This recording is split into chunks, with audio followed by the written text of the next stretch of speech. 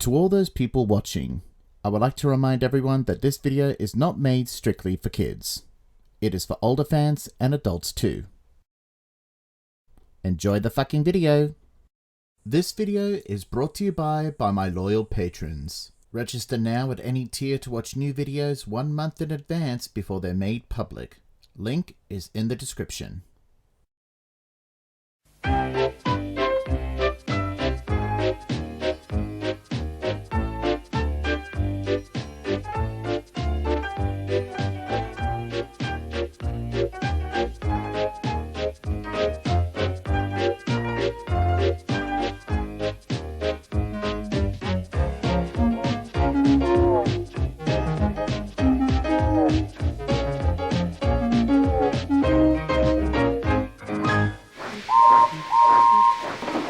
Lots of people travel to the big station at the end of the line. Engines from the other railway sometimes pull their trains. These engines stay the night and go home the next day. One day, Gordon was talking to one of these engines. "When I was young and green," he said, "I remember going to London. Do you know the place? The station was called King's Cross." "King's Cross!" snorted the engine. "London's Euston. Everybody knows that." "Rubbish," said Duck. "London's Paddington. I worked there." They argued all day and night, and they were still arguing when the other engine went away. "Stupid thing," said Gordon crossly. "I've no patience." "Stupid yourself," said Duck. "London's Paddington. Do you hear?"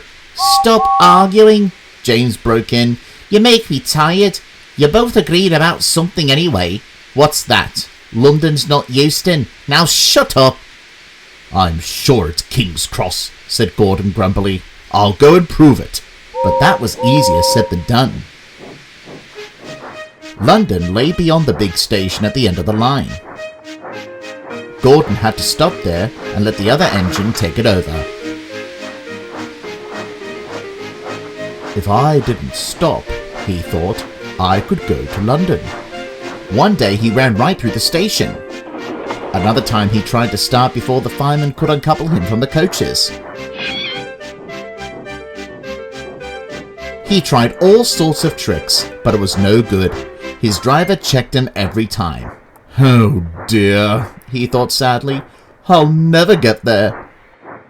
One day he pulled the express to the station as usual.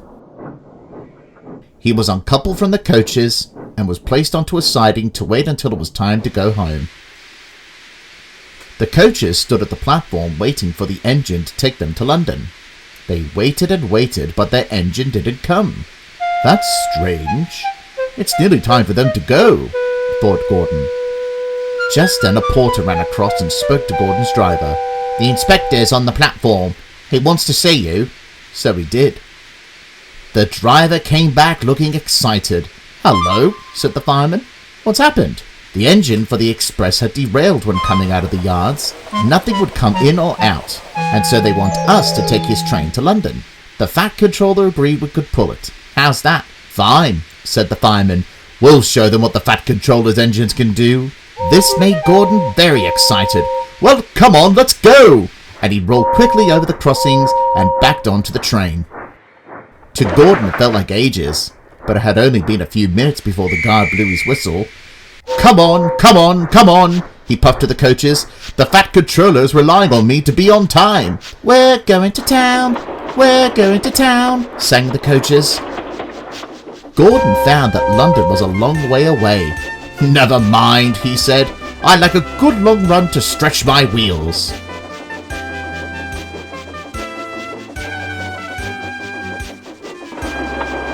But all the same, he was glad when London came in sight.